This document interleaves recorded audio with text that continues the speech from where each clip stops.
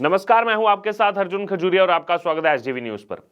तो जैसा कि आप सब जानते हैं कि ईडी के 8वें समन पर भी अरविंद केजरीवाल पेश नहीं हुए हैं और इसके बाद जो उनकी तरफ से स्टेटमेंट आई कि वो 12 मार्च के बाद जो है ईडी उनको कोई डेट दे, उसके बाद वीडियो कॉन्फ्रेंसिंग के जरिए जुड़ेंगे।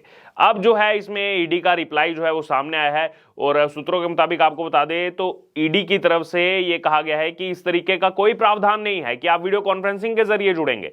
और यहां पर विडंबना तो देखिए, जो आरोपी है वो तय कर रहा है कि कब आना है, कब उसको पेश होना है और किस तरीके से पेश होना है, जबकि आज तक कभी भी ऐसे वीडियो कॉन्फ्रेंसिंग के जरिए पूछताछ नहीं हुई है और इस तरीके का कोई प्रावधान नहीं है। ये ईडी ने भी साफ और स्पष्ट शब्दों में कह दिया है।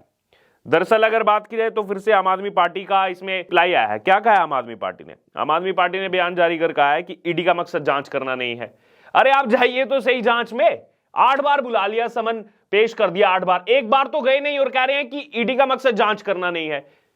ये आम आदमी पार्टी जिसको आए हुए अभी एक दशक हुआ है और भ्रष्टाचार के खिलाफ आई थी, बड़ी बड़ी बातें करती थी, अब देखिए यहां पर क्या कह रही है, ईडी का मकसद जांच करना नहीं है। एक बार भी गए अरविंद केजरीवाल ईडी के पास, तो आप इस निष्कर्ष पर कैसे पहुंचे कि ईडी का मकसद जांच करना नहीं है? क्या यह बताएगी आम आदमी पार्टी देश की जनता को? आगे सुनिए, आगे कह रहे हैं भाजपा पूरी तरह एक्सपोज हो गई। एक्सपोज कौन हो रहा है? सबको दिख रहा है, बीजेपी का इसमें कोई लेना देना नहीं है। जांच एजेंसी आपको बुला रही है, अरविंद केजरीवाल जा नहीं रहे हैं, कानून की धज्जियां उड़ा रहे हैं और फिर उसके बाद कह रहे हैं बीजेपी एक्सपोज हो गई है। कुछ तो शर्म कर लीजिए, इतना मत गिरिए पॉलिटिक्स में। आगे कह रहे हैं सीएम जवाब देने को तैयार तो ईडी पूछताछ क्यों नहीं कर रही? कब दिया जवाब? मुख्यमंत्री अरविंद केजरीवाल कब गए ईडी के पास? कहां पर जवाब देने को वो तैयार हो गए? इतना बड़ा झूठ देश के सामने देखिए कैसे एकदम साफ और स्पष्ट शब्दों में झूठ कैसे परोसा जाता है। जो भी मैं आपको चीजें बता रहा हूं सब में पूर्णतः झूठ भरा हुआ है। कह रहे हैं सीएम जवाब देने को तैयार है, एक बार भी नहीं गए। 2 नवंबर को पहली बार बुलाया गया था ईडी की तरफ से समन जारी करके, एक बार भी नहीं गए, एक बार भी पेश नहीं हुए, तो जवाब देने को तैयार कहां हो गए? वो तो अब जब सुप्रीम कोर्ट ने डंडा चलाया और उसके बाद भी क्या कह रहे हैं, नहीं वीडियो कॉन्फ्रेंसिंग से जुड़ जाऊंगा। क्यों जुड़ूंगा वीडियो कॉन्फ्रेंसिंग से? कि उसको लाइव करके देश को दिखाऊंगा। ये मानसिकता है इनकी। अभी तक तो बहुत वीवीआईपी कल्चर के खिलाफ बोलते थे, अब तो ऐसा लग रहा है जैसे इनसे बड़ा वीआईपी कोई है ही नहीं देश के अंदर। यही प्रिटेंड करने का प्रयास कर रहे हैं। क्यों नहीं जा सकते आप ईडी के पास? अब तक एक बार भी नहीं गए और देखिए कैसे जो है सिंपैथी कैसे लेने का प्रयास किया जाता है कि केजरीवाल तैयार हैं, ईडी नहीं सवाल पूछ रही। आप जाइए तो सही एक बार ईडी के पास, पेश तो होके देखिए, पता लगेगा कि कितने सवाल हैं और कितने जवाब उसमें दिए जाते हैं। आगे फिर से कह रहे हैं इनका मकसद जांच करना नहीं है। ये आम आदमी पार्टी कौन से लॉजिक पे चल रही है? इनका मकसद जांच करना नहीं। एक बार आप जा नहीं रहे हैं ईडी के पास, फिर कह रहे हैं इनका मकसद जांच करना नहीं है। मनीष सिसोदिया गए थे, वो भी जेल में है, संजय सिंह भी जेल में है। कोर्ट में खुद ये चीज आ चुकी है कि 338 करोड़ रुपए का इसमें ट्रेल है। लेकिन पूर्णतः देश के सामने झूठ परोसने और खुलेआम, शर्म तो मानो है ही नहीं, बिल्कुल भी शर्म नहीं बची है इस आम आदमी पार्टी के अंदर। कुछ तो नैतिकता दिखाइए। कट्टर ईमानदारी का शब्द केवल इस्तेमाल करने से कट्टर ईमानदार नहीं हो जाते आप। वो ईमानदारी आपकी झलक रही है। 8-8 बार समन आ गया लेकिन गए नहीं है सामने, और सामने से देखिए किस तरीके से आरोपी ही विक्टिमाइज कर रहा है चीजों को। फिर आगे कह रहे हैं इनका मकसद बीच चुनाव में अरविंद केजरीवाल को गिरफ्तार करना है। 2 नवंबर को बुलाया था और ये गिरफ्तारी का रोना तो रोना बंद कर दीजिए आम आदमी पार्टी। कम से कम 31 अक्टूबर को आतिशी मार लेना कहती है कि 2 नवंबर को केजरीवाल गिरफ्तार हो जाएंगे। फिर बाद में फिर जब समन आता है केजरीवाल गिरफ्तार हो जाएंगे। अभी कहा 26 फरवरी के आसपास केजरीवाल गिरफ्तार हो जाएंगे। बस कीजिए, इस स्क्रिप्ट को चेंज कीजिए थोड़ा सा। देश की जनता जान चुकी है आपकी स्क्रिप्ट को। कोई नया कंटेंट राइटर लेकर के आइए आप। यही कहना पड़ेगा अब आम आदमी पार्टी के लिए। गिरफ्तारी का रोना तो इनका पहले दिन से चालू है। भ्रष्टाचार किया है तो गिरफ्तारी तो होगी। आगे कह रहे हैं केंद्र सरकार वीडियो कॉन्फ्रेंस के जरिए पूछताछ करे। केंद्र सरकार पूछताछ नहीं कर रही है, आम आदमी पार्टी।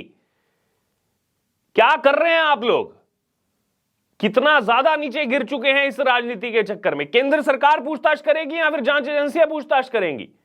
कहां की विडंबना चल रही है? हो क्या रहा है यहां पर? फिर आगे कह रहे हैं पूछताछ का लाइव प्रसारण हो।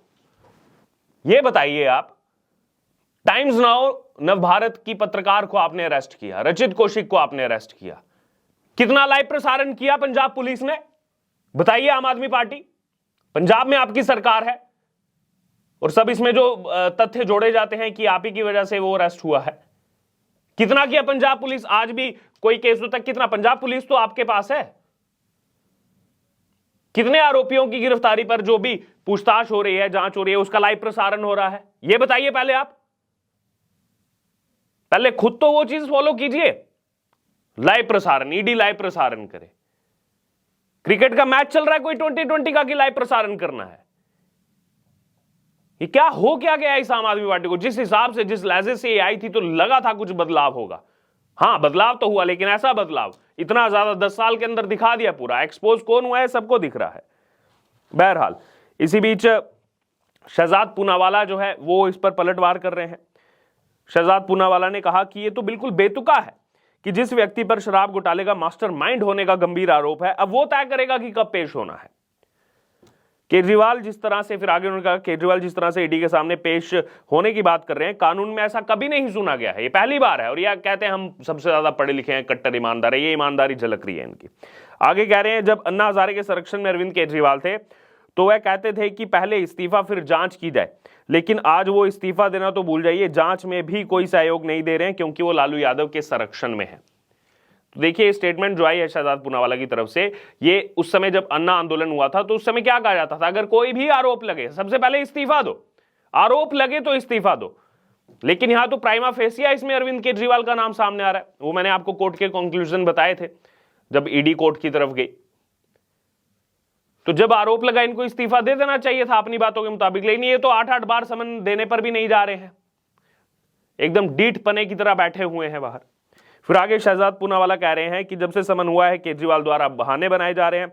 उन्होंने कहा कि ये बदले की राजनीति, अगर ऐसा है तो कोर्ट ने समन को रद्द या फिर स्टे क्यों नहीं किया, क्यों नहीं स्टे लगाया इस पर?